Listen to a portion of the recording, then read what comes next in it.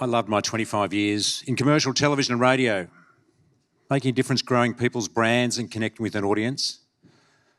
But I now find myself at LightFM, where I get to connect your brands with our community and your customers and have an impact, but that goes on to have such an impact in Melbourne and change people's lives.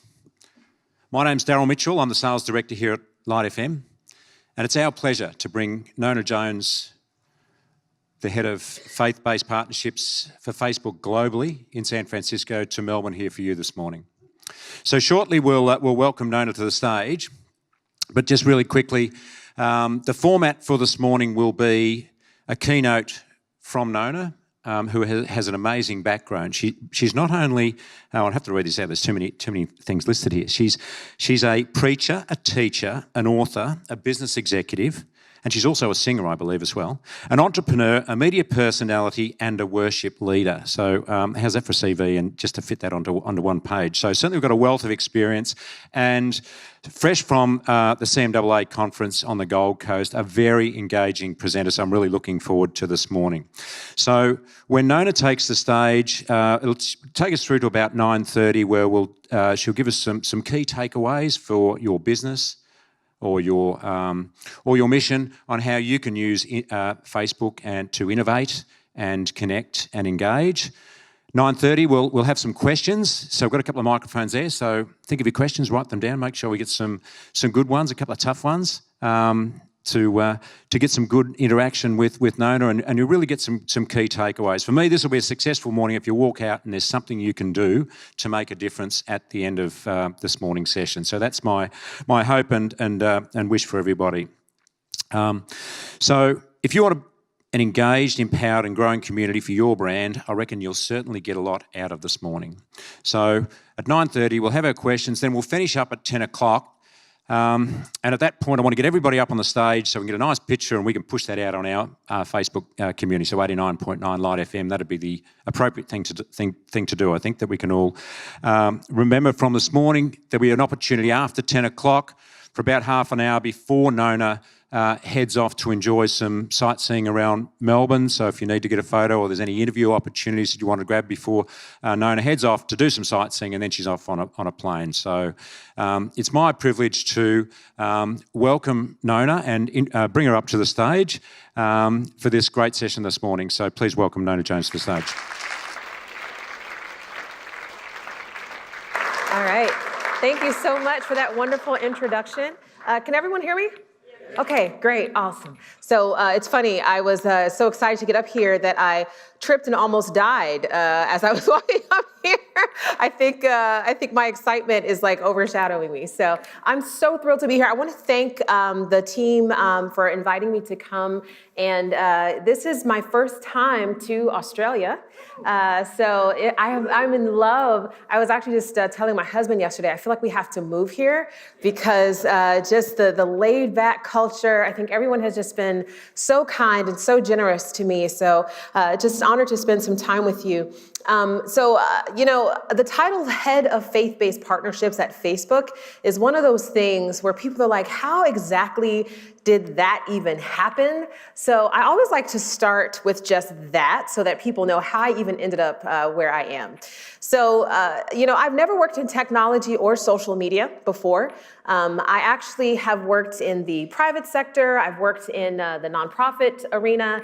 I've worked for government in the public sector in the States. But I was most recently working for an organization. It was a statewide network of alternative schools in the state of Florida, which is where I live. Geographically, Florida is as far southeast as you can get in the U.S. And so I flew literally from the east of the U.S. here. So, but I was doing something that I loved. The network of schools worked with girls who had experienced trauma. And although I don't have time to go into my personal story today, I had a pretty traumatic upbringing. There was a lot of abuse, neglect, just a lot of challenging experiences in my childhood. And this school system worked with girls who were very much so like me. And so the mission of what the organization did just resonated with my heart. And I thought I would be doing that forever. I had planned to do that forever. But it was 4 years in, April of 2017. And as a person of faith, I was in prayer. And I was seeking the Lord for, Lord, what is it that you would have me to do? I was seeking him for wisdom. And I felt in my spirit as I was praying, I felt that I heard the words, "This assignment is over." Now, imagine you're doing something that you love, right? Like you're doing something you love, you're in the rhythm of it, you plan to do it for the next 20 years or so, and you sense that this assignment is over. And it was confusing to me because I was like, well, this is not what I want, so what does this mean? So I assumed I heard incorrectly, and I prayed some more, and I was like, all right, Lord, I really need to hear the truth here. And I heard it again, this assignment is over.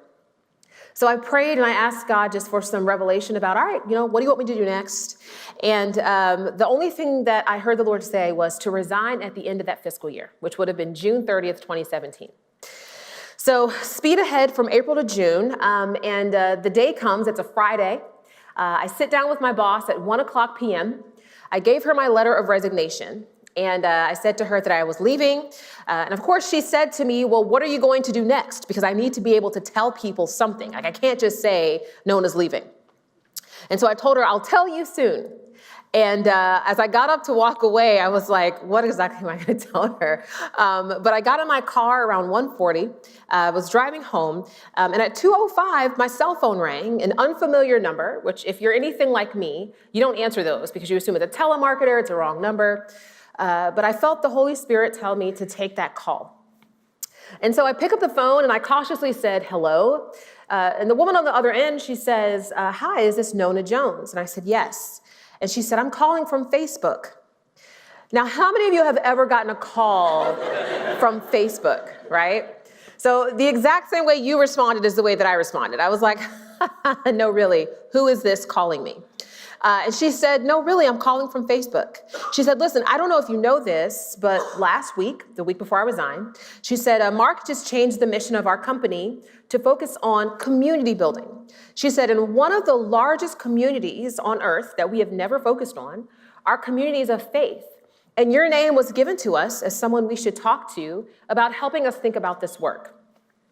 Now, in my mind, I'm thinking, oh, they're putting together like a committee or an advisory board or something like that. And I was like, okay, well, send me some information. I'll look at it over the weekend and we can talk on Monday. So I check my email and there's a job description in my email. 25 minutes after I resigned from my job, without clarity on why the Lord was leading me to resign, I get an email from Facebook with a job description. Now, the interesting thing is, my husband, who is here in the room, he is a pastor, and I remember when I first told him that the Lord was leading me to resign from my job, I remember he was like, okay, so are the bills resigning too? Because we have, a house payment and car, and we have children. But it's interesting, he also said, well, if the Lord has called this to be, then he will also make provision for it.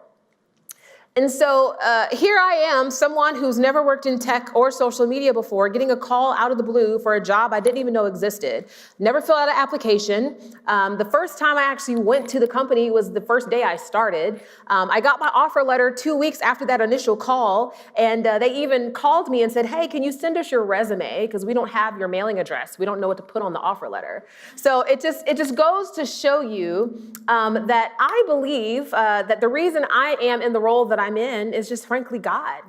There's no other explanation. It's nothing I applied for. It's nothing I sought for.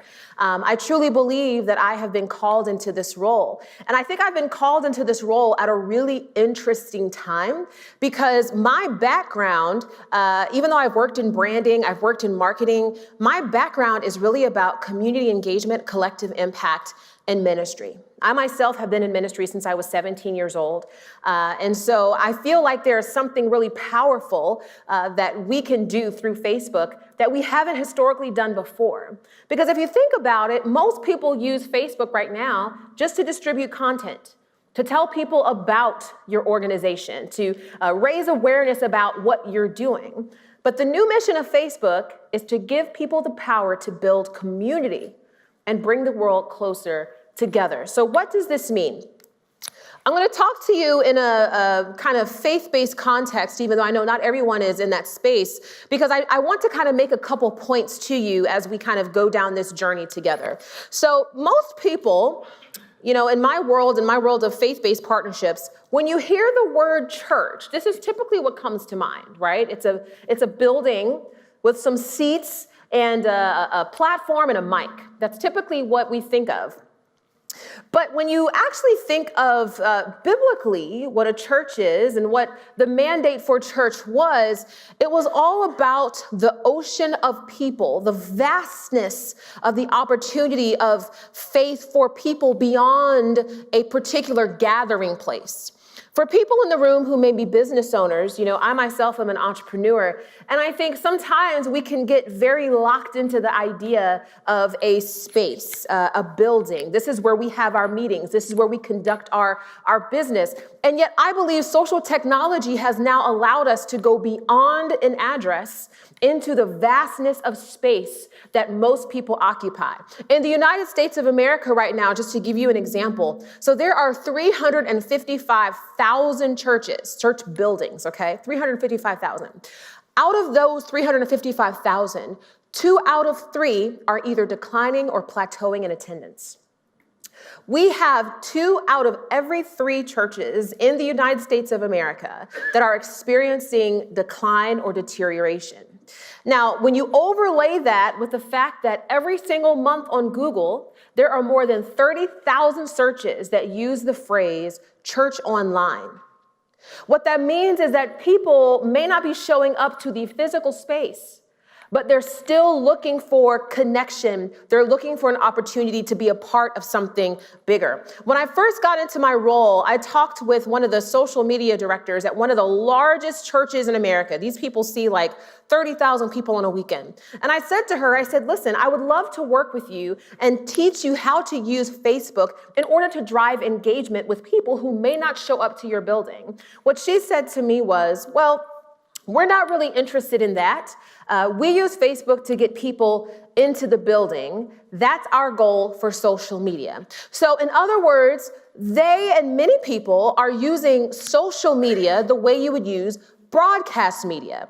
Broadcast media is designed to send a message for people to receive and act upon, right? I mean, many people in this room have worked in broadcast. I myself have worked in broadcast. But social technology was never intended to be just A to B. It was meant to be A to B, B to A, C to B, C to A. It was meant to be multi-directional communication. And because we have essentially diluted the idea of social technology down to a one-to-one communication, we've actually not optimized for what it's capable of. So to put this in a real-world faith-based context, this is essentially what we believe success is for social technology. When it comes to a church or an organization, the idea is we are successful if we get people to show up to an event. But I think about the scripture, and in particular, Matthew 4:19, which I think is very interesting, and it aligns with the mission of Facebook right now, which is when Jesus was building the church, what he said is, he said, come follow me, and I will send you out to fish for people. So it was never his intention that the whole idea of church would be encapsulated in a building. It was never his intention. And for those of you who have studied scripture, you will not ever see Jesus say, hey guys, come see me at the temple this weekend. I have something really important I want to share with you, right? He gave the message right where people were. He connected with the people right where they were. And I believe that social technology gives you the power to do that. How most people are using it, however, is very passive. I want to address something that comes up all the time when I talk about Facebook, and that is when our algorithm changed. A lot of people felt, oh my gosh, well, when the algorithm changed, I saw that the engagement on my page went down. And they assumed that, well, that happened because Facebook wants to make more advertising dollars. I will tell you exactly why this happened. There was research that was done on well-being. And well-being is the sense of how do people feel after they interact with something? Do they feel better about themselves or worse? The research found that people who passively consume content have adverse effects to their well-being. What that means is people who just passively scroll content feel more isolated, they feel more depressed, they have more suicidal thoughts. But people who are connected with communities in digital contexts, people who are connected with communities feel a positive sense of well-being. They feel better about themselves. They feel more supported. So when we changed the algorithm, it was changed to what is now called meaningful social interactions. Meaningful social interactions means that the probability of people seeing what you share on social technology on our platform goes up if people interact with it more. And what that means is it's no longer about just sharing information. Now it's about catalyzing conversations. It's about inviting people into discussions. It's about understanding people's interests. It's about fostering relationships between people. So to take it back to a faith-based context, it's no longer about just sharing a post and inviting people to come to a weekend program, because the way that we tend to define success in those contexts is by how many fish we get in the fishbowl. I know this because I talk to church leaders literally all over the world, and right now success is by and large defined by how many people did we get into a program on Sunday. And if we want to be really successful, we're going to get a whole lot of fish in the fishbowl. But where this becomes a problem is the statistic I shared with you earlier, which is people are leaving. So what do? The definition of insanity is to continue doing the exact same thing over and over again, expecting a different result. Because what's happening now is by continuing to push the one-way idea of success being attendance, this is how most churches in America look. They're pretty empty. Most churches in America are about 100 members or less, and only 20% of people are actually showing up to a church. Now, I know here in Australia, I've heard the statistics are even fewer than that. But what that tells me is if 20% of the people are showing up, 80% are not, which means there's an opportunity to do something different. So what does this look like? When we tend to talk about, for example, church online, or even when we talk about online experiences, what we tend to be talking about is streaming an opportunity for people to watch something. And I tend to believe that watching something is just as passive as scrolling through content. So social technology is not just about giving people an opportunity to watch something. It's really about how do we invite people into the experience? How do we make this immersive? How do we connect with people's passions and interests and ideals? I want to give you an analogy to describe Facebook for you. So think of Facebook like it's your house. So you have your page, and your page is essentially like your front porch. It's the place that people can walk up to, they can see what you're about, they can take you in on the surface. You know, you see how people kind of decorate their front porch, and that tells you a little bit about them. But the challenge is a front porch isn't exactly where engagement happens, right? Like people aren't sharing their deepest desires and purpose with you on the front porch.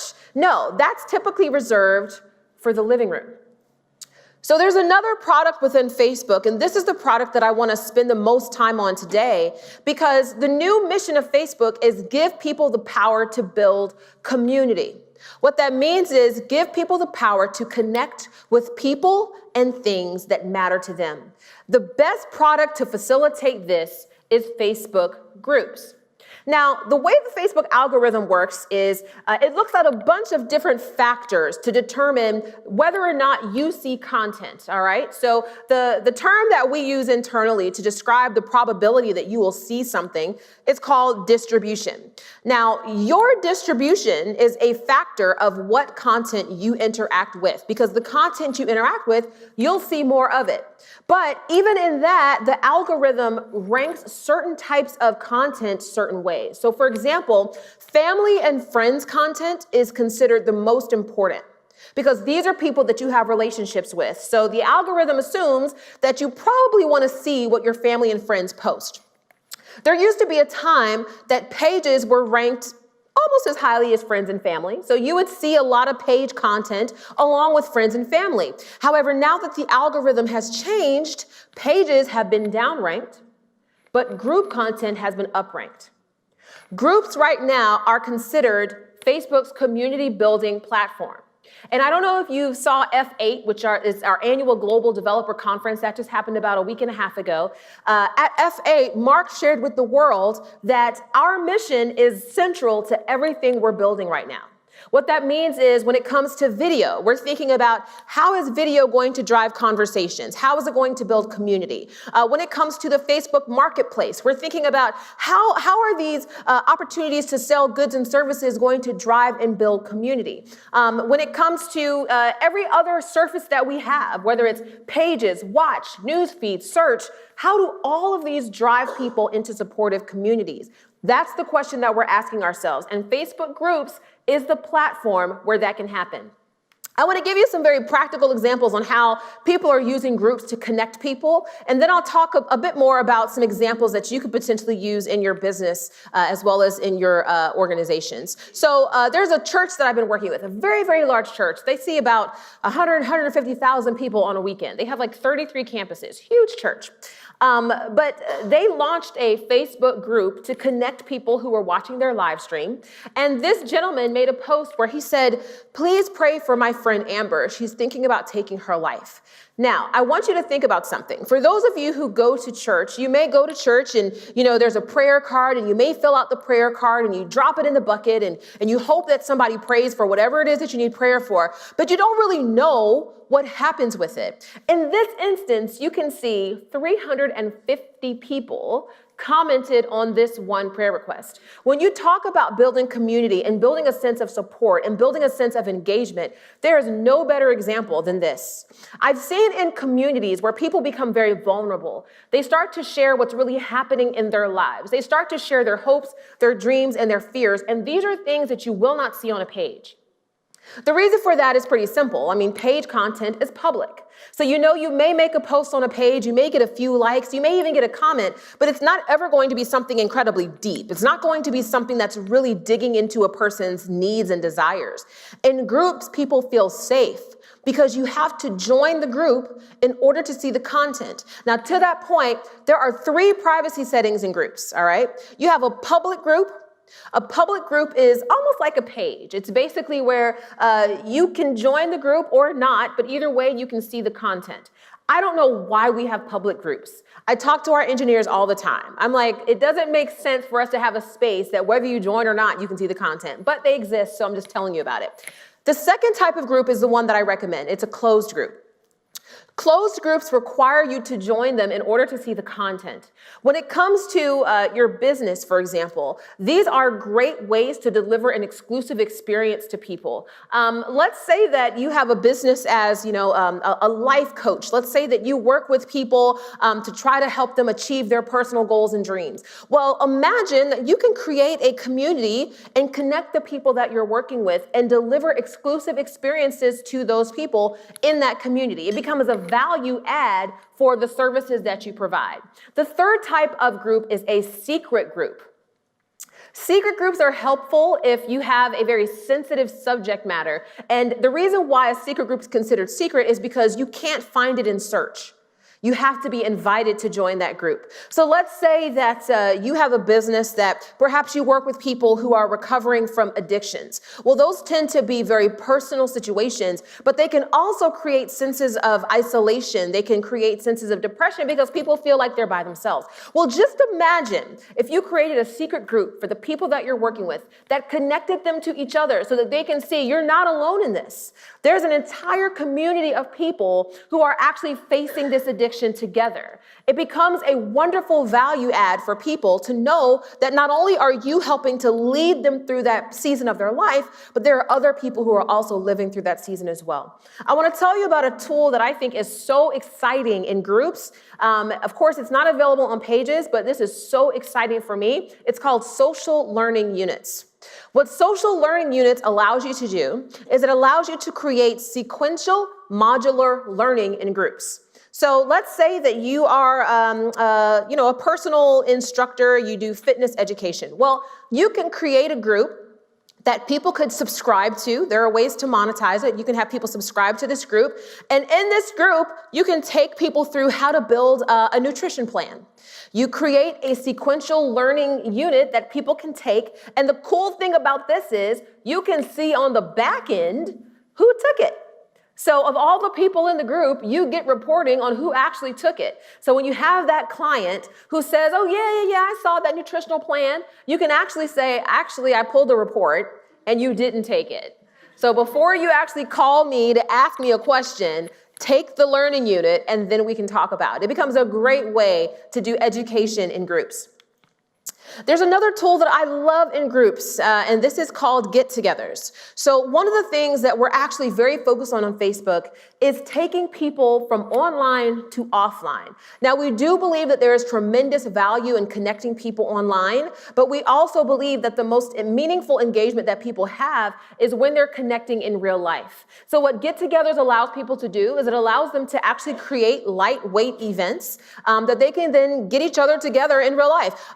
There's many ways that people use this, but I've seen this work especially well in very large groups that have a geographic dispersion. So let's say you have a group for all of Australia for some reason. Let's say you decide you're going to create Australians United group, and people from all over Australia are going to be in this group. Well, people can then create get-togethers for Brisbane, right here in Melbourne, for Sydney. They can get together because they're part of this group. So it becomes a great way for people who are part of large groups to actually get together in real life. And they can get together to go to plays, to go run around the park, to go surfing, which apparently is like the Aussie version of a breakfast meeting. I just learned when I was on the Gold Coast, I went for a run. I think it was like 6:30 in the morning, and like the whole beach was full of surfers. And I was like, how do you go surfing right before work? That's amazing to me. But you can create those types of communities for people to connect, and they find ways to connect regardless of their geographies. Another tool that my husband and I will use for our church community, and I strongly recommend this. So Facebook Live is a great tool. It's a great tool, and a lot of people use Facebook Live to stream events. So let's say you're, having some sort of a gala, or maybe you're doing a special event at your church. That's wonderful. You can invite people into the event. But another way that you can use Facebook Live is you can give people access to experts. My husband and I, what we'll do is, whether he was the one who taught on Sunday or if I taught on Sunday, what we'll do is that Monday, we'll just go live in our church's group for 30 minutes and we'll just share more information. Typically, we'll always have more in our notes than we were able to say. So we'll just share more information with the people in the community and we'll take questions. We'll have an opportunity to pray for people. And what it does is it kind of lowers the barrier to access. I've recommended this tool even for higher educational administrators. What I tell them is if you create a community for your students, imagine what it's like if you're, the president of a university or you're the principal, or maybe you're even the CEO of your company. Now people have access to you in a way that doesn't require you to physically be somewhere. It doesn't require them to physically be somewhere. A lot of the challenges that we have in business, I heard this said before, and I think it's true, is a lot of the challenges that we have in business is just getting people places. Well, what technology now allows us to do is we can convene regardless of where we are. So imagine you're in the US and your staff is here. You can still go live in your community to share whatever information you need to share. And you don't have to make people come into an office. You don't have to make people come to a place. So for me, community is really where it's at. And the thing about it that I want to leave with you today is I understand that there's been a lot of tension and frustration with how the algorithm has changed. What I'm trying to help you to understand, though, is the way to optimize with the algorithm and not against it is to build communities. Leveraging groups is the way to grow your reach and deepen your engagement, because this is what Facebook is investing in heavily right now. And I realize that, there's been a lot of investment that people have made in building pages. What you can do, there are a couple ways that you can actually move people from your page to your group. You can link up to 250 groups to a page. So once you do that, not only does it give people visibility to your groups from your page, but you can then invite people from your page to your group. Perfect example, I'm working with an organization called PureFlix. They are a huge film organization. They have theatrical content as well as shows. And one of the things that we've done with their community, it's called the Pure Inspiration Community, is we're using their content to seed and catalyze conversations in their group. Because that's what it's all about. It's no longer about people just seeing your posts. It's about how are people interacting with it. So we're not making statements. We're asking questions. We're driving conversations. That's how you're going to see more people seeing and sharing your content. It's a whole new way of thinking, but I personally believe that this is the right way to go because, again, the research has shown that people who passively consume content feel worse about themselves than the people who are in community. You already have community, whether it's through the customers that you serve, whether it's through the staff who work with you, the people in your community physically can be part of a Facebook group. And this is how you grow your reach. This is how you expand your impact. I'm going to pause there so I can take your questions. I want to make sure that I leave ample time for the things that are on your mind, but I'm so excited to be here with you all and just get a chance to share with you the new direction that Facebook is taking as a company.